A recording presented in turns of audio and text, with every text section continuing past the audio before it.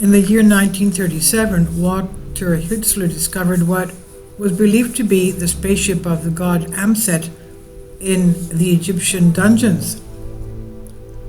This is not the first time we hear about spaceships under pyramids, and you'll see in my playlist of the Emerald Tablets written by Thoth Hermes Trismegistus, the Atlantean. He claims that he has hidden one of his spacecraft under a pyramid, under the pyramids of Egypt, under a sphinx of the Pyramid Plateau. He credits himself with the Giza Plateau, but he also says he's built other pyramid complexes in Egypt. So this is a spaceship of the god Amset, supposedly. Walter Hitzler led a clandestine German archaeological expedition to Egypt in the year 1937. His records reveal a belief that the ancient peoples were in contact with sky gods, highly advanced civilizations, deities, whose technological advancements remain concealed from contemporary society. The hypothesis is dismissed by mainstream scientists, of course, yet each year proponents of the alternative theories uncover more evidence suggesting that paleo contact happened thousands of years ago, not just in Egypt, but we have records in India, China, Korea, Egypt, Greece, and even Japan, Mesopotamia, South America, Africa, Australia, indicating that Earth has been visited multiple times. Upon discovering another entrance to the subterranean complex, Walter, driven by the desire to find some evidence to support his theories, plunged into it. He was accompanied by 3 colleagues. However, they reported that Walter moved through the passageways and chambers so swiftly that they soon lost track of him. Despite the excellent acoustics, their calls went unanswered. Baffled, his companions exited the labyrinth and instructed the remaining members of the expedition to establish a camp near this entrance, hoping that the expedition leader would emerge safely. And that's precisely what transpired. Nearly 18 hours later, Hitzler emerged in the aisle, looking utterly exhausted. The entries in his diary were astonishing in their detail, and even those closest to him, his most loyal friends and colleagues, believed Walter had gone mad. His entries described a colossal spaceship belonging to the ancient god Amset. He claimed that within the dungeon lay a portal to another reality which he had entered. Now, you notice, and I do have a playlist on the Emerald Tablets written by Thoth the Atlantean, and it's good for you to read them. Well, not read, you'll listen to them because it's a great discussion point, especially with the latest discovery, the mind-boggling, astonishing discovery under the Giza pyramids of these underground silos or columns, and a city being about 2 kilometers long. And he does describe in the Emerald Tablets that they had the ability to have interstellar travel. They had craft, that is. But he also said that they had interdimensional travel. They were able to switch from one dimension to the other. So this is exactly what the Walter Hitzler diary explains. He claims that he had gone into another reality, which had entered in the portal in this dungeon. The next day, Walter Hitzler, having regained his composure, described the events in the dungeon more clearly. And as he entered the chamber, resonant music that seemed to summon him filled the air. The chimes were so enthralling that he was drawn towards the sound involuntarily, as if by an invisible force. Abruptly, 2 priests appeared beside him. Their attire suggested that he had been transported to another time, perhaps to the era of the pharaohs. The priests presented him with an odd artifact resembling a golden lattice, at the center of which was a golden sphere. Each cell contained a glass engraved with the name of a deity from the Egyptian pantheon. He touched the glass named for the god Amset and was instantly transported to a vast hall. And there, Walter observed a colossal device approximately 180 meters in length and 35 meters in width, adorned with various panels, levers, buttons, and screens. Hitzler attempted to interact with one of the panels, but nothing occurred. He tried the same with another panel to no avail, and it was only on the third try that the entire structure began to tremble as though struck by an earthquake. A potential vibration originated from the vessel itself. The front of the craft featured hatches adorned with gold plates, inscribed with symbols unknown to Walter. Without recognition, he reached out and touched the first symbol he saw. The plates opened, revealing a layer of a substance that resembled thick black glass, and through this the control devices of the Colossus were visible. A button glowing red and a beam moved side to side, creating a circular pattern on the glass. The researcher placed his palm on the red circle, and the beam halted. The next minute, the German experienced severe pain in his arm, as if he had been scalded by steam. And in the following moment, two priests grasped his arms and hurriedly escorted him to the golden grating with the ball, pressing his uninjured hand against the symbol. After a while, the man regained consciousness in one of the dungeon's halls. His arm was no longer in pain, but it bore several scars resembling deep burns. This was Walter's undeniable evidence that everything had indeed occurred. And once he had recovered, he went out to his comrades and collapsed from exhaustion. The following day, the researcher attempted to re-enter the complex. However, this time there was no music, and the enigmatic portal was nowhere to be found. His colleagues believed Walter had lost his sanity, and despite the evidence of the burn marks, they dismissed his account.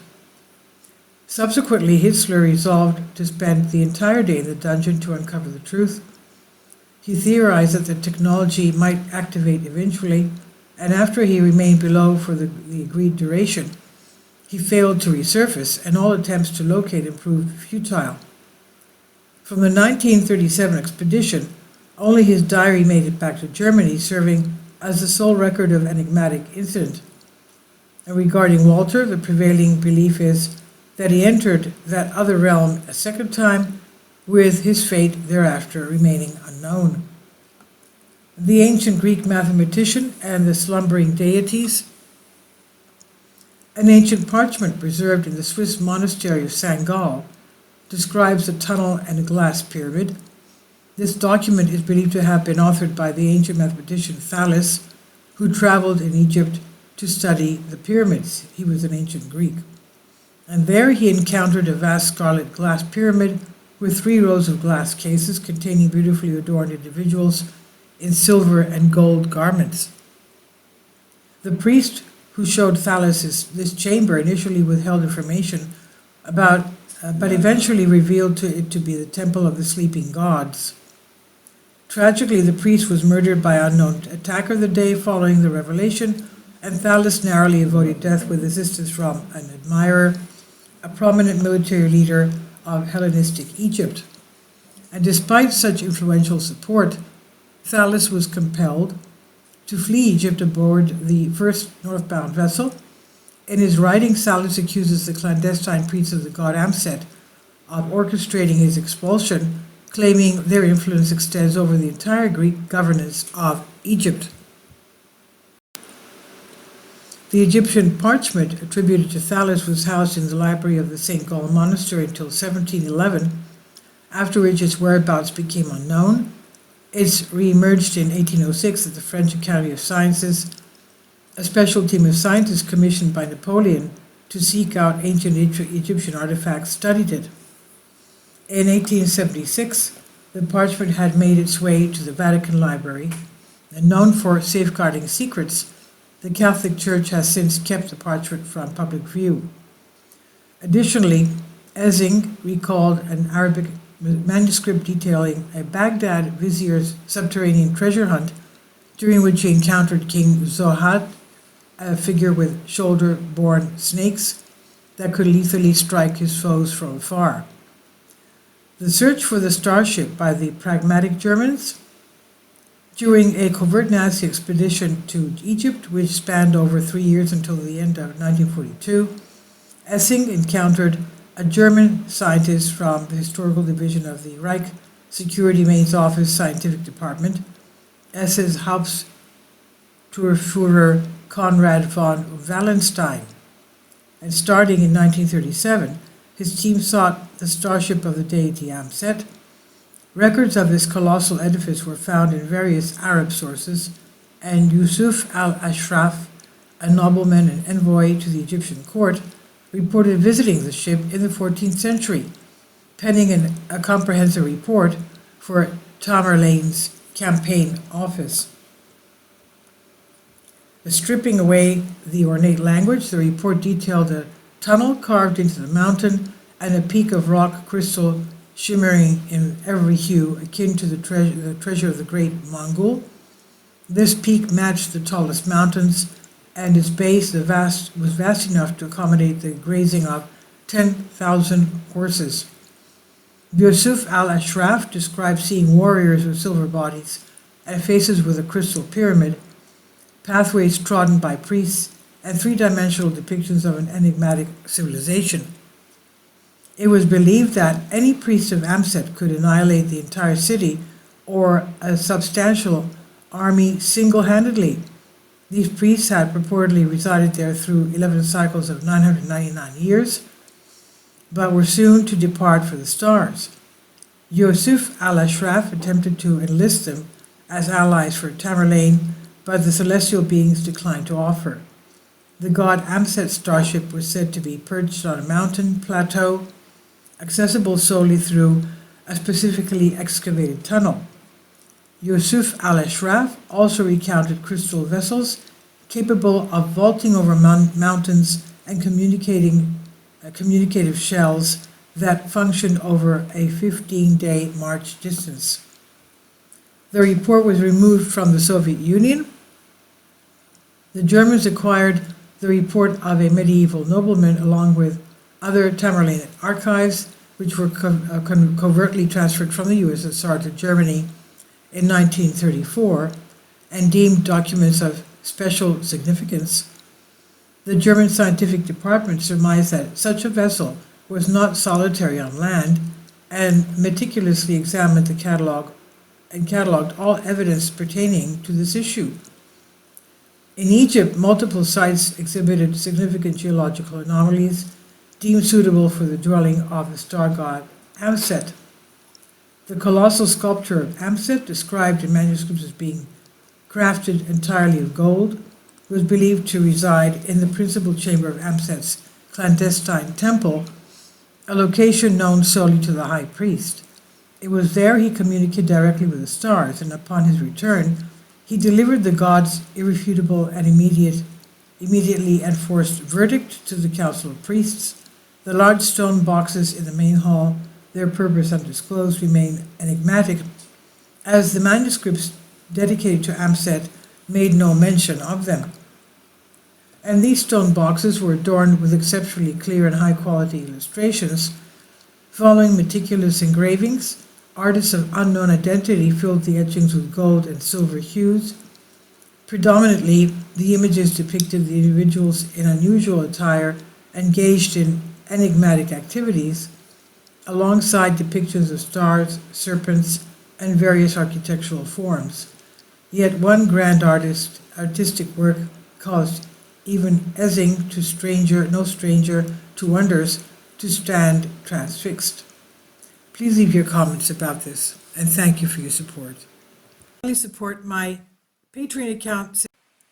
The daily posts are 5 videos daily, and they are totally different from what I have on my YouTube channel. Thank you so much for your support and that you find all my content so interesting. You'll find the Patreon account details in the description box below.